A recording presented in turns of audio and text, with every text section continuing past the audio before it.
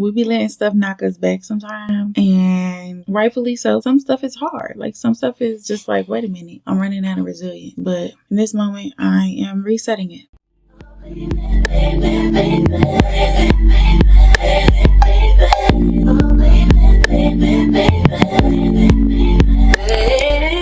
What is good, y'all? Today is October 10th, and it is Mental Health Awareness Day, or World Mental Health Day. I'm not particularly sure. Folks be claiming days, and I don't always get the updates for what day is what day, but it's a Mental Health Day. And I really wanted to go hard for Vlogtober. Like, I was super energized. I was feeling it. And then all of a sudden, I stopped feeling it. I think it might be a conglomerate of things, but seasonal affective disorder is what's coming up for me. I do live with depression. I'm in an active season where I'm managing my depression. And my word choice, active season of like really having to manage my depression, is me bringing some nuance to the conversation of depression. Once you have depression, can it go away? Yeah. Depending on what's the start or the like igniting force for the depression, yeah, it can go into remission. Yeah, it can go into a point where you don't have to take medication anymore. I've experienced that. I've been on medication before and I got off medication. Then I got back on medication because I needed more support. And so I say this all to say, let's do a real life, like, mental health check-in type talk, because I feel like my mental health is not the best. Even as I am finishing my last bit of requirements for my clinical mental health counseling degree, I just want to be honest about the fact that I am in a mood. It could be seasonal affective disorder. It could be life just living a little bit harder than I'm used to.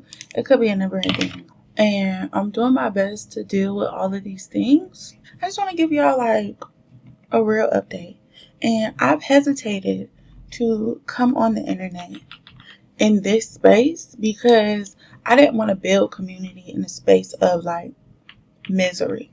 You know, misery loves company. I didn't want company for what felt like misery when I was really first processing like the loss of my job, being in crisis mode, trying to figure out how I'm going to survive, the woes of changing careers and like how to navigate that, graduating late for powers not of my own. I didn't really want to kind of start a platform based on the fact that I'm struggling in life.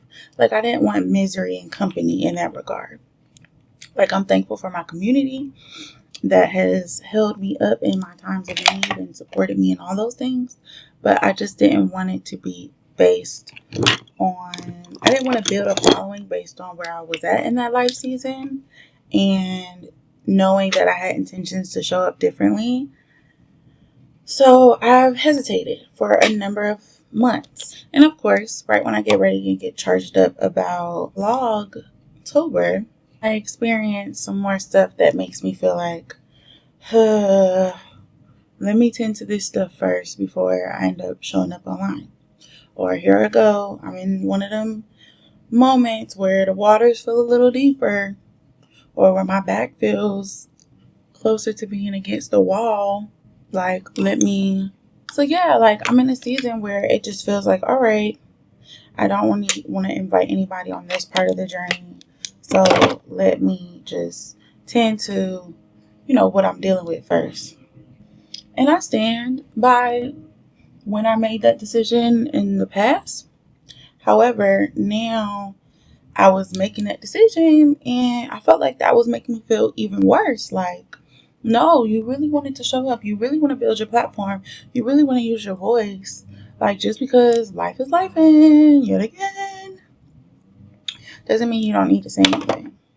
And maybe now I'm coming to the realization that I'm willing to be a little bit more vulnerable. But like emphasizing that I am of the sheer and confident belief that this is not going to be my forever. Like, so far everything I'm using is ELF. ELF be getting some stuff really, really right. And then they be getting some stuff really, really wrong. And we'll talk about the really, really wrong later. I feel like God is speaking to me and he's telling me like, all right, I know that you didn't want misery along the journey. However, I need you to know that, like, being a spokesperson in this season is what I have designed for you. Like, this is, like, trust me, that, like, my desire to keep, certain things about my life private and show up in a certain way is valid as fuck. However, trust God. And so here I am showing up on World Mental Health Day, October 10th. I'm a little bit behind when it comes to Vlogtobers, but vlog is supposed to be about your life. But I am 63 days away from graduating with my master's degree in clinical mental health counseling from the Texas Southern University. I already have a master's degree. I got my master's degree from East Carolina University, my alma mater. So I also got my bachelor's degree from there. And I intentionally enrolled at an HBCU because I wanted to make sure that the people that I was learning from looked like me and could speak to the nuances of what it is to improve mental health outcomes in the Black community. That was the goal. That was the intention. And as far as the goal and intention goes, I think I've conquered that. Like, did I learn from those professors? I did. Has my experience at Texas Southern been the best? No. And it hurts me because in one regard, I'm of the belief that it might be a departmental thing. In another regard, I'm of the belief that it's an institutional thing. There's so much like bureaucracy, red tape, politics that goes into higher education, even on the white side. So it's like, I'm of the knowing that those limitations that you can see at your PWIs are going to be like almost tenfold when you get to your HBCUs. Like, we're underfunded. We don't have the same resources. People aren't leaving their endowments, or they aren't starting endowments in their family legacy's name, because many of us don't even have life insurance. Like, we haven't had the opportunity to invest our wealth because we're still in the process of trying to create wealth because of the systemic disenfranchisement. And I'm not trying to put my Kente hat on in this moment, but I say all this all to say, like, I have sympathy for my institution, but I definitely think we could be doing better. And so the countdown is real. I am changing careers. I've always wanted to be a therapist. There was a part of me that existed in this world that felt like I was too broken to be a therapist. I am so grateful for the therapists that have supported me along the way, because had they not provided me with that compassion, that empathy, that like ability to feel seen, heard, understood, valued, had I not been on the experiential side of that in a time of great need for myself, I can't say that I would have gotten the courage to pursue this career, especially as a second career, because let's get into it. Therapists don't naturally make the same good money that like your doctor would.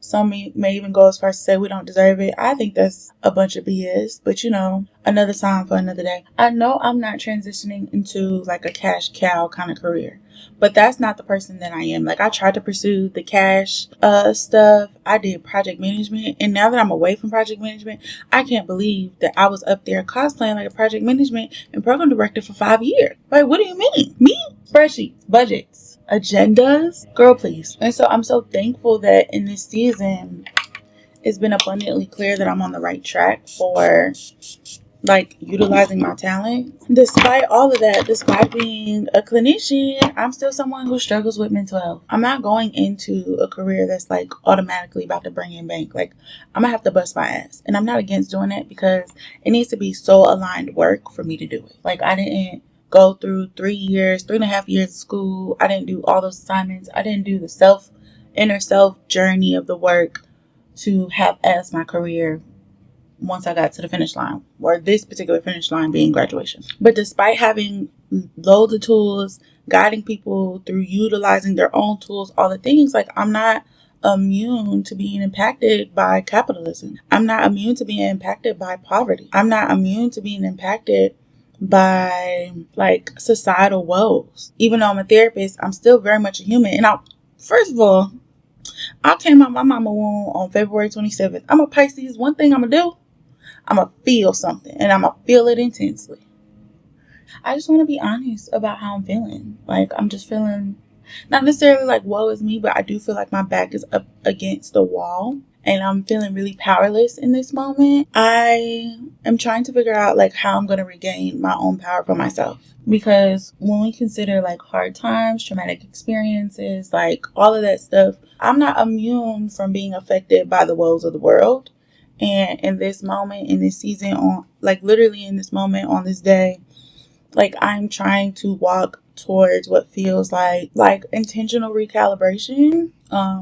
Like, even though I know that things are hard and it feels like my back is against the wall, like, I think I put my resilience down yesterday when I was in therapy. But now I'm not trying to crank it up in the sense like we have to survive, we have to push through, pull ourselves up by the bootstraps, because some people don't even have bootstraps.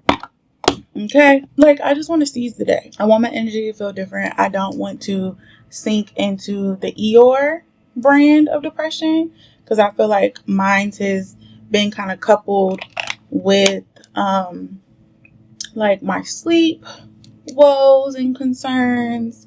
Mine has been like mostly coupled into my sleep woes, anxiety, etc. But I don't care to feel like that for much longer. Like, I'm on medication. I have a therapist. Not necessarily let's shake it off, but let's honor what this time is telling us and really lock in, because I know that I need to show up for myself. And I guess that's why God really pushed me to, sit down, do my makeup, and start yapping, because I'm feeling better already. So, Lord, I thank you for that. Sometimes we really have to get out of our head and express ourselves. And I've seen like symbol, sign, message, download after sign, after symbol, all the things.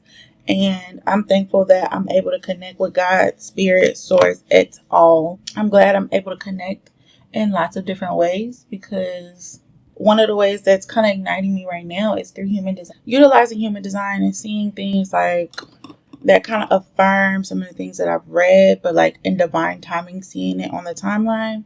I'm taking that as all cues and signals from Spirit, because that's how they know they get to connect with me. Like, when they really want me to know something, they're going to send that message. They're going to have somebody post that tweet and make sure that it's divinely on my timeline. Like, I'm so grateful that I understand that connecting with God can be way bigger and way more expansive than just traditional ways of just going to church, because I be needing God to meet me where I am, and He goes above and beyond to do that. It leads me to feel a lot more connected, and the ability to like call upon Him, still be connected even in my times where I'm not quote unquote practicing religion. You know what I mean? Like, I don't feel a loss. I feel even more connected. So now that I kind of got that out my system, I'm feeling inspired. I'm feeling inclined to continue to like pursue this, but with honesty about where I'm at in the season. But like,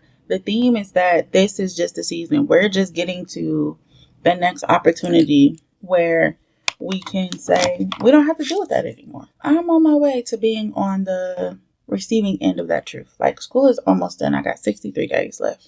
I felt a lot better doing my makeup, talking to y'all. I don't know what God has in store for us, but I just know it got to be something amazing, because I know I'm not being forsaken.